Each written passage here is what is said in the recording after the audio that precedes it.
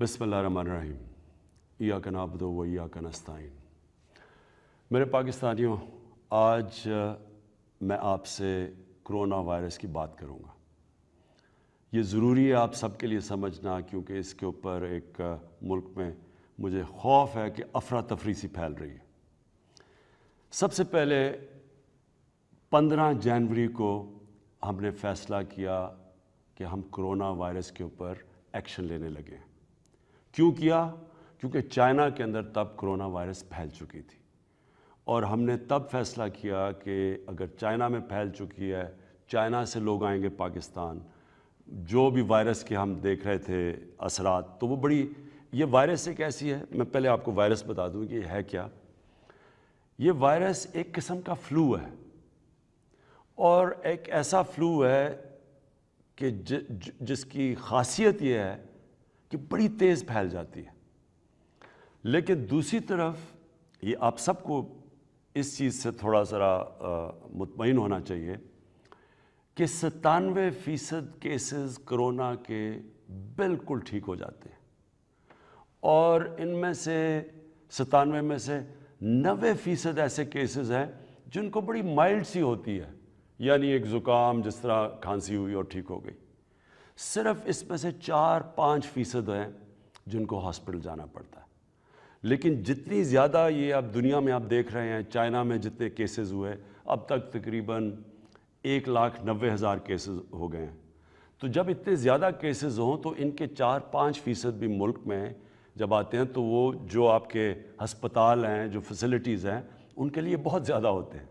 तो इसलिए समझने की बात है कि इसकी, फिर से मैं बता दूं कि इसकी जो ख़तरनाक चीज़ है, तेज़ फैलता है। लेकिन दूसरी तरफ अगर 100 लोगों को कोरोना होता है तो 3% ज़्यादातर कौन लोग हैं जिनके लिए ख़तरनाक है?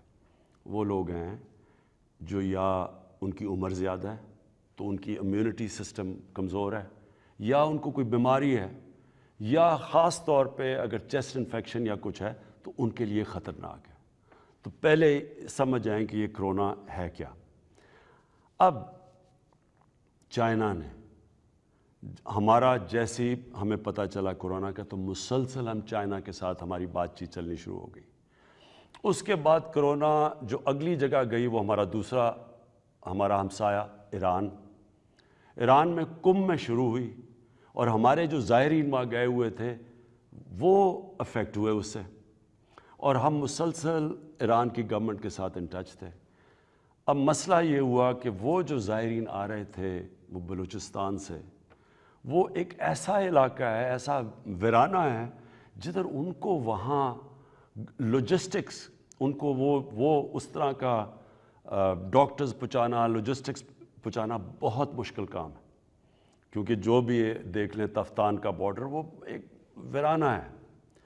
इसलिए मैं आज ख़ास तौर पे बलूचिस्तान की हुकूमत को दाद देता हूँ और पाकिस्तान फ़ौज को, क्योंकि उन्होंने जितना भी अभी तक किया है ये इन्होंने मिलके बड़े मुश्किल हालात के अंदर पूरी कोशिश की कि जो ज़ायरीन आ रहे थे उनको क्वारंटीन भी करें और फिर उनको वहाँ से भी निकालें। और मैं फिर से दाद देता हूँ क्योंकि ये मुझे पता है, मैं मुसलसल ये फॉलो कर रहा था, ये बड़ा मुश्किल काम था। अब आपको ये समझना है कि ये हमारा जो रिस्पॉन्स है, हम जो मुसलसल इसको फॉलो कर रहे थे, क्या हमारा रिस्पॉन्स था, ये ज़रूरी है समझना, क्योंकि हर किस्म की बातें की जा रही हैं। अब पाकिस्तानी कौम के लिए बड़ा ज़रूरी है समझना। 15 जनवरी से हमने शुरू किया, एयरपोर्ट्स के ऊपर हमने स्क्रीनिंग शुरू की। अब तक 9 लाख लोगों को हम स्क्रीन कर चुके हैं एयरपोर्ट पे, और जो पहला पाकिस्तान में केस आया वो 26 फरवरी को आया, और जब वो आया तो उससे हमें थोड़ा, क्योंकि हमें पता था कि जैसे दुनिया में फैलती जा रही है ये पाकिस्तान में भी ये कहीं ना कहीं ये जितनी तेज़ी से फैलती है तो यहाँ भी फैलेगी। हमने पिछले हफ्ते नेशनल सिक्योरिटी कमेटी बनाई। वो कब बुलाई? जब 20 केस पाकिस्तान में हुए, और जब हमने कमेटी की मीटिंग बुलाई तो हमने दुनिया के रिस्पॉन्स स्टडी किए। दुनिया के क्या रिस्पॉन्स थे? اٹلی کے اندر شروع میں انہوں نے کچھ نہیں کیا، پھر ایک دم انہوں نے جب وہ بڑھنے شروع ہوئے اٹلی کو لاک ڈاؤن کر دیا۔ برطانیہ میں انہوں نے ابھی تک بڑا اور طرح لے رہے ہیں، بالکل مختلف ان کی اپروچ ہے۔ امریکہ شروع میں انہوں نے کچھ بھی نہیں کیا، اب انہوں نے ری ایکٹ کر کے تو پورے کے پورے شہر بند کر دیے ہیں۔ ہم جب یہ سوچ رہے تھے کہ ہمارے جب 20 کیسز ہیں تو ہم بھی شہر بند کریں، یہ بھی ایک سجیشن آئی، لیکن میں آپ سب کو یہ بتانا چاہتا ہوں کہ پاکستان کے وہ حالات نہیں ہیں جو امریکہ کے ہیں یا یورپ کے ہیں۔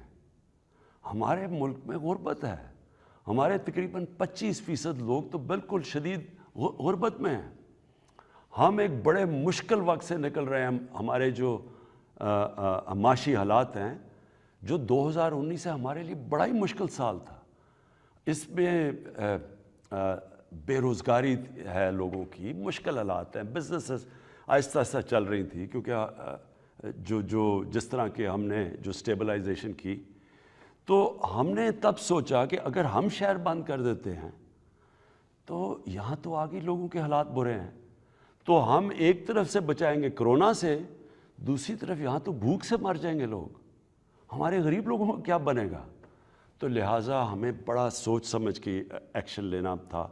ہم نے فیصلہ یہ کیا کہ ہم جدھر بھی پبلک جمع ہو سکتی ہے، کرکٹ میچ ہو گیا، اسکول، کالجز، یونیورسٹیز، ہم نے ان ساروں کو بند کیا، ان کو چھٹیاں دیں۔ اور پھر ہم نے 2 کام کیے۔ ہم نے ایک نیشنل کوآرڈینیشن کمیٹی بنائی۔ وہ جو کمیٹی ہے اس کے 2 پہلو ہیں، ایک طرف تو وہ سارے وزیر اعلیٰ ان سب سے ان ٹچ ہے، اور جو این ڈی ایم اے ہے، این ڈی ایم اے ہے جو اس کا کام ہی ہے کہ جب ملک کے اندر کوئی ڈیزاسٹر ہوتا ہے تو وہ این ڈی ایم، زلزلہ ہو یا فلڈز آئیں تو وہ N D M a act کرتی ہے، تو اسی این ڈی ایم اے کو ہم نے ایکٹیویٹ کر دیا۔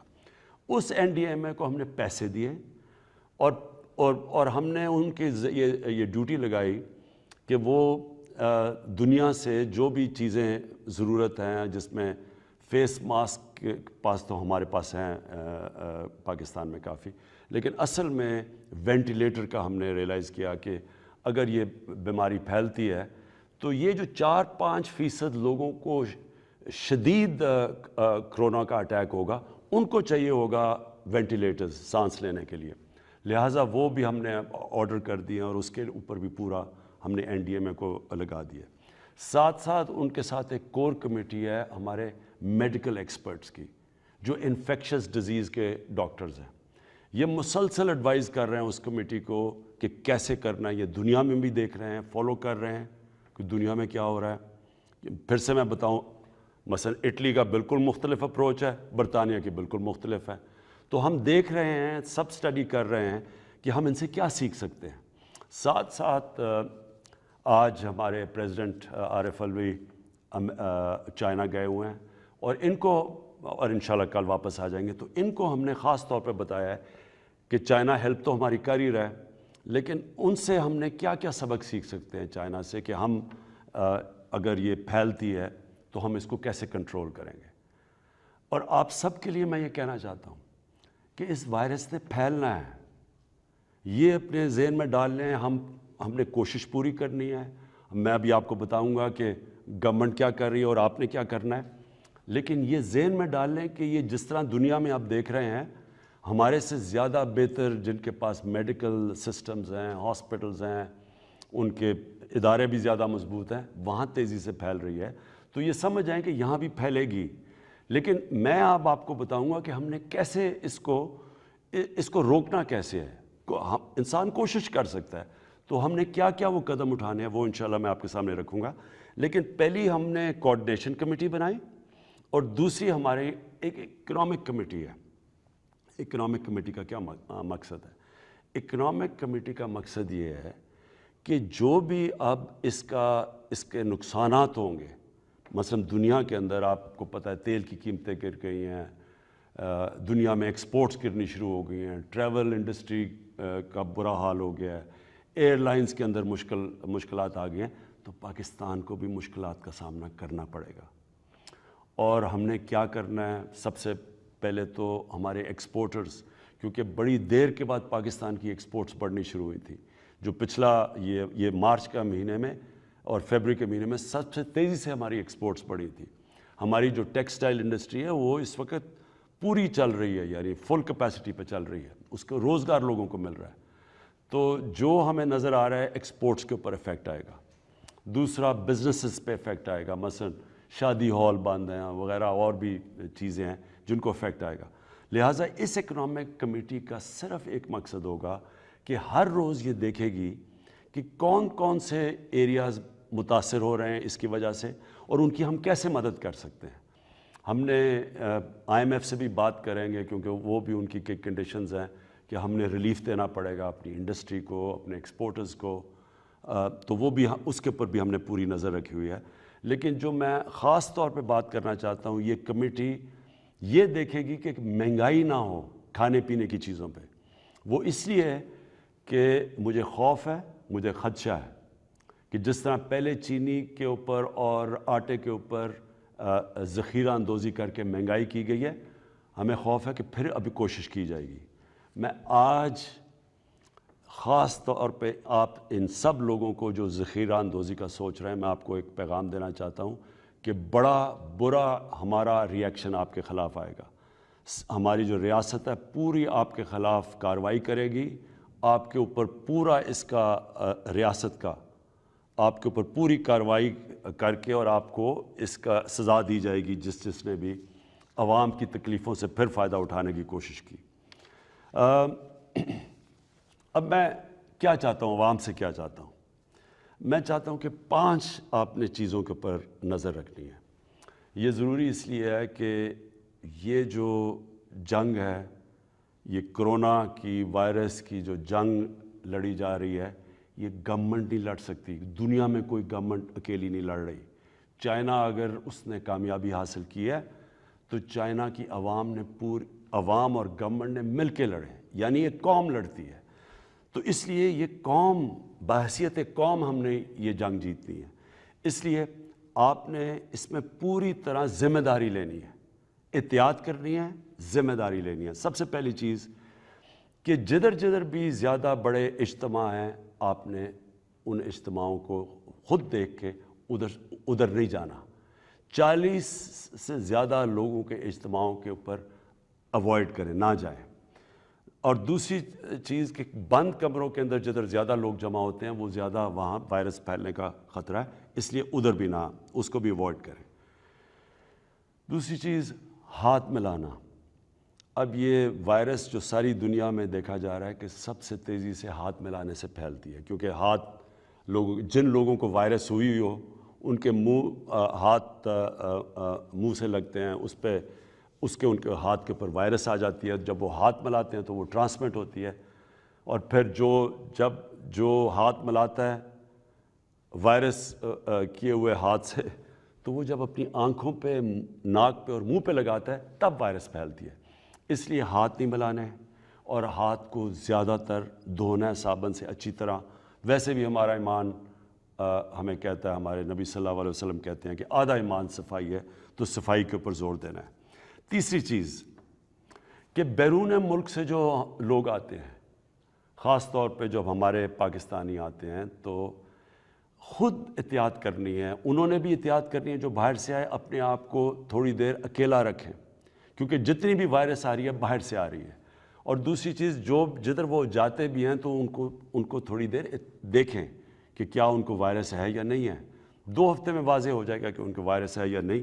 تو انہوں نے بیرون ملک سے جو لوگ آتے ہیں ادھر احتیاط کرنی ہے.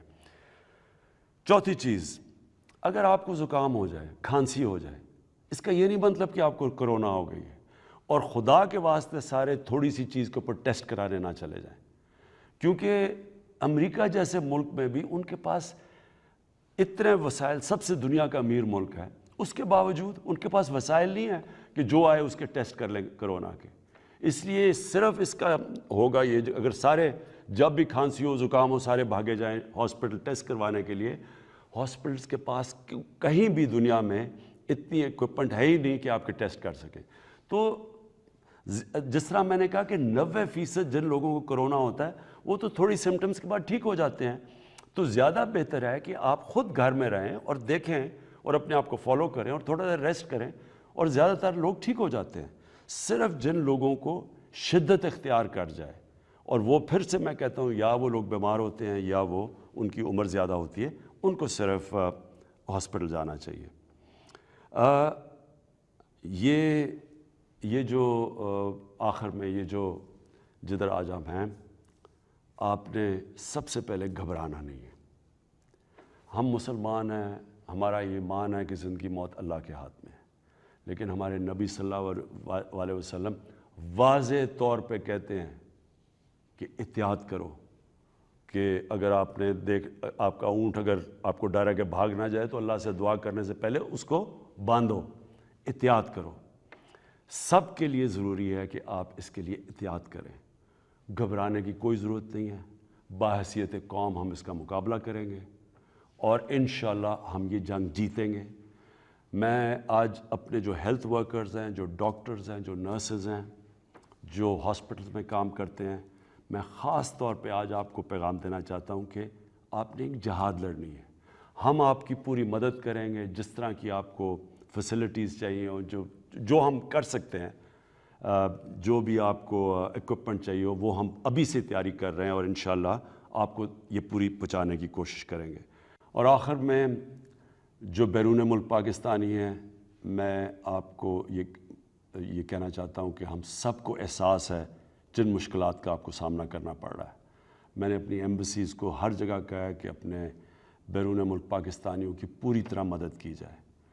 مجھے خاص طور پہ یہ بھی احساس ہے کہ جو ہمارے اسٹوڈنٹس ووہان سٹی کے اندر چائنا میں پھنسے ہوئے ہیں، مجھے پتہ ہے کہ کس طرح کی مشکلات کا آپ کو بھی سامنا کرنا پڑا، اور خاص طور پہ جو آپ کے والدین ہیں، جو جس طرح ان کو ایک مشکل وقت سے گزرنا پڑا۔ لیکن خوشخبری یہ ہے کہ چائنا نے اب مکمل طور پہ تقریباً قابو پا چکے ہیں، وہاں نیچے جا رہی ہیں، بلکہ دنیا میں اوپر جا رہی ہیں کرونا کے کیسز، چائنا میں اب نیچے آ رہی ہیں۔ تو انشاءاللہ زیادہ دیر نہیں آپ کو صبر کرنا پڑے گا۔